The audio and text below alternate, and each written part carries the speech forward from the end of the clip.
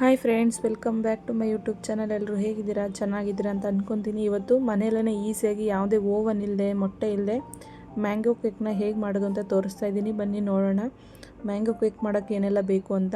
ರವೆನ ತೊಗೊಂಡಿದ್ದೀನಿ, ಸಣ್ಣ ರವೆ ಮತ್ತು ಶುಗರ್ನ ತೊಗೊಂಡಿದ್ದೀನಿ ಮತ್ತು 2 ಏಲಕ್ಕಿನ ತೊಗೊಂಡಿದ್ದೀನಿ. ನಿಮ್ಗೆ ಎಷ್ಟು ಕ್ವಾಂಟಿಟಿಲಿ ಬೇಕು ಕೇಕು ಅಷ್ಟು ನೀವು ತೊಗೊಳ್ಳಿ. ನಾನು ಸಣ್ಣ ರವೆನ ಇವಾಗ ಮಿಕ್ಸಿಗೆ ಹಾಕ್ಕೊತಾ ಇದ್ದೀನಿ. ಸಣ್ಣ ರವೆ ಮತ್ತು ಸಕ್ಕರೆ ಮತ್ತು ಏಲಕ್ಕಿನ ಮೂರೂ ಇವಾಗ ಅದನ್ನು ಚೆನ್ನಾಗಿ ಪೌಡರ್ ಮಾಡ್ಕೊಬೇಕು. ಮಿಕ್ಸಿಗೆ ಹಾಕಿ ಚೆನ್ನಾಗಿ ನೀಟಾಗಿ ಪೌಡ್ರ್ ಮಾಡ್ಕೊಳ್ಳಿ. ಯಾವುದೇ ರೀತಿ ತರಕಾರಿ ಎಲ್ಲ ಇರಬಾರ್ದು, ನೀಟಾಗಿ ಪೌಡ್ರ್ ಮಾಡ್ಕೊಳ್ಳಿ. ಪೌಡರ್ ಮಾಡ್ಕೊಂಡಿದ್ದಾದಮೇಲೆ ಅದನ್ನೊಂದು ಬೌಲ್ಗೆ ಹಾಕ್ಕೊಳ್ಳಿ. ಎಷ್ಟು ಪೌಡರ್ ಮಾಡ್ಕೊಂಡಿರ್ತೀರ ಅಷ್ಟು ಫುಲ್ಲು ನೀವು ಹಾಕ್ಕೊಳ್ಳಿ. ಶುಗರ್ನು ನೀವು ನೋಡ್ಕೊಂಡು ಹಾಕ್ಕೊಳ್ಳಿ. ನಿಮ್ಗೆ ಎಷ್ಟು ಸ್ವೀಟ್ ಬೇಕು, ಮ್ಯಾಂಗೋ ಏನಾದರೂ ಸ್ವೀಟ್ ಜಾಸ್ತಿ ಇದ್ದರೆ ಶುಗರ್ನ ಸ್ವಲ್ಪ ಕಮ್ಮಿ ಹಾಕ್ಕೊಳ್ಳಿ. ಮ್ಯಾಂಗೋ ಸ್ವೀಟ್ ಕಮ್ಮಿ ಏನಾದರೂ ಇದೆ ಅಂದರೆ ಸ್ವಲ್ಪ ಶುಗರ್ನ ಜಾಸ್ತಿ ಹಾಕ್ಕೊಳ್ಳಿ. ಅಷ್ಟೇ, ನಿಮಗೆ ಸ್ವೀಟ್ ಎಷ್ಟು ಬೇಕು ಅಷ್ಟು ನೀವು ಶುಗರ್ನ ಆ್ಯಡ್ ಮಾಡ್ಕೊಳ್ಳಿ. ಯಾವುದೇ ರೀತಿ ಮೊಟ್ಟೆ ಎಲ್ಲ ಅವಶ್ಯಕತೆ ಇಲ್ಲ ಇದಕ್ಕೆ. ನೋಡಿ, ಇವಾಗ ನೆಕ್ಸ್ಟ್ ನಾನು ಇವಾಗ ಮ್ಯಾಂಗೋನ ಕಟ್ ಮಾಡ್ಕೊತಾ ಇದ್ದೀನಿ. ಮ್ಯಾಂಗೋ ಕಟ್ ಮಾಡ್ಕೊಂಡು ಒಳಗಡೆ ಪಲ್ಪನ್ನೆಲ್ಲ ತೊಗೊಳ್ಳೋಣ ನೀಟಾಗಿ. ಚೆನ್ನಾಗಿ ಸ್ವೀಟಾಗಿರೋಂಥ ಮ್ಯಾಂಗೋ ತೊಗೊಂಡ್ರೆ ಸಖತ್ತಾಗಿ ಬರುತ್ತೆ. ನೀವು ಎಷ್ಟು ಮ್ಯಾಂಗೋ ಹಾಕ್ಕೊತೀರ ಅಷ್ಟು ಚೆನ್ನಾಗಿರುತ್ತೆ ಕೇಕಿದು, ತುಂಬ ಟೇಸ್ಟಿಯಾಗಿ ಬರುತ್ತೆ. ನಾನು ಒಂದೇ ಒಂದು ಮ್ಯಾಂಗೋನ ಹಾಕ್ಕೊತಾ ಇದ್ದೀನಿ. ಒಂದು ಮ್ಯಾಂಗೋ ಫುಲ್ ಪಲ್ಪೆಲ್ಲ ಏನಿರುತ್ತೆ ಅದನ್ನೆಲ್ಲ ತೊಗೊಂಡು ಹಾಕ್ಕೊತಾ ಇದ್ದೀನಿ. ನೀವು ಎಷ್ಟು ಬೇಕಾದರೂ ಮ್ಯಾಂಗೋನ ಸೇರಿಸ್ಕೊಳ್ಳಿ. ಇವಾಗಂತೂ ಮ್ಯಾಂಗೋ ಸೀಸನ್ ಆಗಿರೋದ್ರಿಂದ ಎಲ್ಲರೂ ಮನೇಲೂ ಮ್ಯಾಂಗೋ ಇದ್ದೇ ಇರುತ್ತೆ. ಮಕ್ಳಿಗೆ ಈ ರೀತಿ ಎಲ್ಲ ಮನೇಲಿ ಕೇಕ್ ಎಲ್ಲ ಮಾಡ್ಕೊಳ್ಳಿ, ತುಂಬ ಇಷ್ಟ ಆಗುತ್ತೆ. ಮಕ್ಳಿಗೆ ತುಂಬ ಇಷ್ಟಾಗಿ ತಿಂತಾರೆ. ಹೊರಗಡೆ ತಿನ್ನೋದಕ್ಕಿಂತ ಮನೇಲೇ ಈ ರೀತಿ ಚೆನ್ನಾಗಿ ಮಾಡಿಕೊಟ್ರೆ ಮನೇಲೇ ಇಷ್ಟಪಟ್ಟು ತಿಂತಾರೆ. ಜಾಸ್ತಿ ಹೊರಗಡೆ ಫುಡ್ಡೆಲ್ಲ ಜಾಸ್ತಿ ಕೊಡೋಕೆ ಹೋಗ್ಬಾರ್ದಲ್ವ. ಕೇಕೆಲ್ಲ ಸೋಡಾ ಹಾಕಿರ್ತಾರೆ, ಹಿಂಗೆ ಹಾಕಿರ್ತಾರೆ, ಏನೇನೋ ಹಾಕಿರ್ತಾರೆ ಅದಕ್ಕೆ ಕೆಮಿಕಲ್ಲು ಕೇಕ್ಗಳಿಗೆ. ಆದಷ್ಟು ಈ ರೀತಿ ಮನೇಲೇ ಮಾಡಿಕೊಟ್ರೆ ಮಕ್ಕಳು ಆರೋಗ್ಯವಾಗಿರ್ತಾರಲ್ವ. ಆದಷ್ಟು ಟ್ರೈ ಮಾಡಿ, ಮನೇಲೇ ಮಾಡಿಕೊಡೋಕ್ಕೆ ಟ್ರೈ ಮಾಡಿ.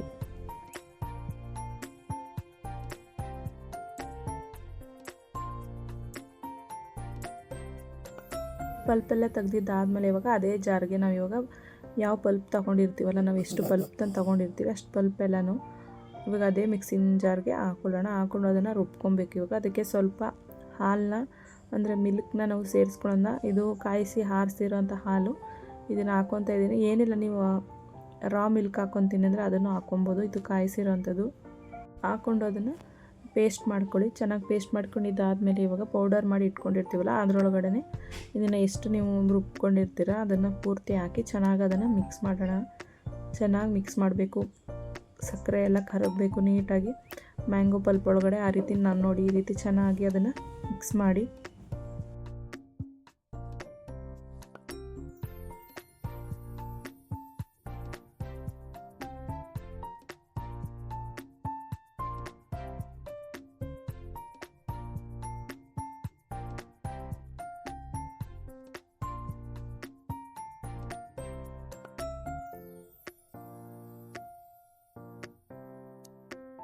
ಮಾಡಿದ್ದಾದಮೇಲೆ ನೋಡಿ ಇಷ್ಟು ಸ್ವಲ್ಪ ಬೇಕು ಅಂದರೆ ನೀವು ಸೋಡಾನ ಹಾಕೊಬೋದು, ಬೇಡ ಅಂದರೆ ಸ್ಕಿಪ್ ಮಾಡ್ಬೋದು. ನಾನು ಸ್ವಲ್ಪ ಹಾಕ್ತಾಯಿದ್ದೀನಿ ಕೇಕ್ ಸ್ವಲ್ಪ ಉಬ್ಬಿ ಬರಲಿ ಅಂತ.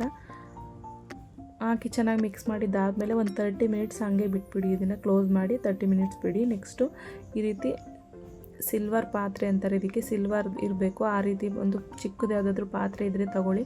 ನನ್ನ ಹತ್ರ ಬಟರ್ ಪೇಪರ್ ಸಿಗಲಿಲ್ಲ ಇಲ್ಲಿ, ಅದಕ್ಕೆ ನಾನು ಈ ರೀತಿ ತುಪ್ಪನ ಆ್ಯಡ್ ಮಾಡ್ಕೊತಾ ಇದ್ದೀನಿ. ನಿಮ್ಮ ಹತ್ರ ಏನಾದರೂ ಬಟರ್ ಪೇಪರ್ ಇಲ್ಲ ಅಂದರೆ ಈ ರೀತಿ ಚೆನ್ನಾಗಿ ಜಾಸ್ತಿ ಕೆಳಗಡೆ ತುಪ್ಪ ಎಲ್ಲ ಹಾಕಿ ನೀಟಾಗಿ ಸವರಿ ಸುತ್ತ ಹಾಕಿದ್ರೆ ಆದಷ್ಟು ಸ್ವಲ್ಪ ನೀಟಾಗಿ ಕೇಕು ಚೆನ್ನಾಗಿ ಬರುತ್ತೆ. ಇಲ್ಲಾಂದರೆ ಕೆಳಗಡೆ ಎಲ್ಲ ತಳ ಹಿಡಿದ್ಬಿಡುತ್ತೆ. ಅದಕ್ಕೆ ಬಟರ್ ಪೇಪರ್ ಇದ್ದರೆ ತುಂಬ ಅಂದರೆ ತುಂಬ ಈಸಿ, ಕೇಕ್ ಇನ್ನೂ ಚೆನ್ನಾಗಿ ಬರುತ್ತೆ. ಆದಷ್ಟು ಟ್ರೈ ಮಾಡಿ. ಬಟರ್ ಪೇಪರ್ ಸಿಕ್ಕಿದ್ರೆ ಬಟರ್ ಪೇಪರ್ನೇ ತೊಗೊಳ್ಳಿ. ನಂತರ ಸಿಗಲಿಲ್ಲ ಇಲ್ಲಿ, ಅದಕ್ಕೆ ನಾನು ತುಪ್ಪನೇ ಹಾಕ್ಕೊತಾ ಇದ್ದೀನಿ. ಹಾಕ್ಕೊಂಡು ಇವಾಗ ಮಾಡಿ ಇಟ್ಟಿರೋಂಥ ಬ್ಯಾಟರ್ನ ನಾವು ಇದರೊಳಗಡೆ ಹಾಕೊಳ್ಳೋಣ. ನೀಟಾಗೆಲ್ಲ ಹಾಕಿ ಅದನ್ನು ಚೆನ್ನಾಗಿ ಸೆಟ್ ಮಾಡಬೇಕು.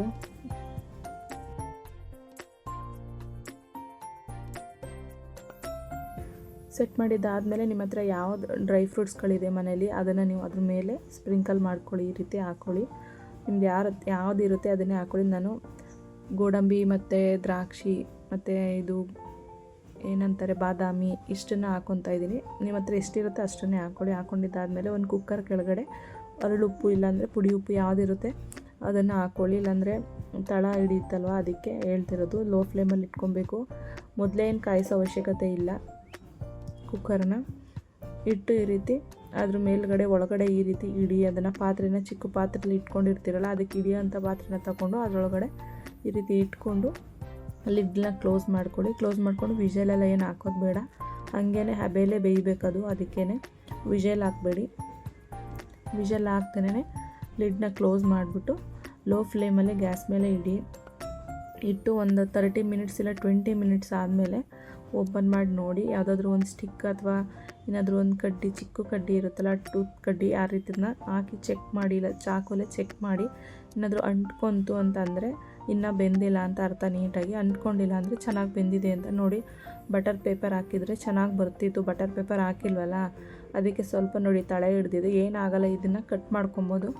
ಬೇಕ್ರಿಗಳಲ್ಲೂ ಅಷ್ಟೇ ಕಟ್ ಮಾಡಿ ಅದನ್ನು ಕೇಕ್ನ ಮಾರ್ತಾರೆ. ನಾವು ಕಟ್ ಮಾಡಿ ಇಟ್ಕೊಬೋದು. ಇಲ್ಲಾಂದರೆ ನಾವು ಅದೇ ಥರ ತಿಂತೀವಿ, ಇಷ್ಟ ಆಗುತ್ತೆ ಅಂದರೆ ಏನಿಲ್ಲ, ಟೇಸ್ಟ್ ಚೆನ್ನಾಗೇ ಇರುತ್ತೆ, ಏನೂ ಆಗಿಲ್ಲ. ಸ್ವಲ್ಪ ತಳೆ ಹಿಡ್ದಿರುತ್ತೆ ಅಷ್ಟೇ. ಕಟ್ ಮಾಡಿ ಅದನ್ನು ಮಕ್ಕಳಿಗೆ ಕೊಡ್ಬೋದು ನೀವು, ಏನಿಲ್ಲ. ಸೂಪರಾಗಿ ಬರುತ್ತೆ ಮ್ಯಾಂಗೋ ಕೇಕು. ಮನೇಲಿ ಮಾಡಿಕೊಡಿ, ಮಕ್ಕಳಿಗೆ ತುಂಬ ಇಷ್ಟ ಆಗಿ ತಿಂತಾರೆ. ನೋಡಿ ಎಷ್ಟು ಚೆನ್ನಾಗಿದೆ ಅಂತ. ಬಿಸಿಲೇ ಕಟ್ ಮಾಡಿ ತೋರಿಸ್ತಾ ಇದ್ದೀನಿ ನಾನು ನಿಮಗೆ. ತುಂಬಾ ಫ್ಲಫಿಯಾಗಿ ಚೆನ್ನಾಗಿ ಬಂದಿರುತ್ತೆ ಕೇಕು. ಡ್ರೈ ಫ್ರೂಟ್ಸ್ ಎಲ್ಲ ಹಾಕೋದಂತೂ ಇನ್ನೂ ಸಖತ್ತಾಗಿ ಬರುತ್ತೆ. ಈ ಒಂದು ಮ್ಯಾಂಗೋ ಕೇಕ್ ನಿಮಗೆ ಇಷ್ಟ ಆಗಿದೆ ಅಂತ ಅಂದ್ಕೊತೀನಿ. ಪ್ಲೀಸ್ ಇಷ್ಟ ಆಗಿದ್ರೆ ಲೈಕ್ ಮಾಡಿ, ಶೇರ್ ಮಾಡಿ, ಕಮೆಂಟ್ ಮಾಡಿ. Thank you.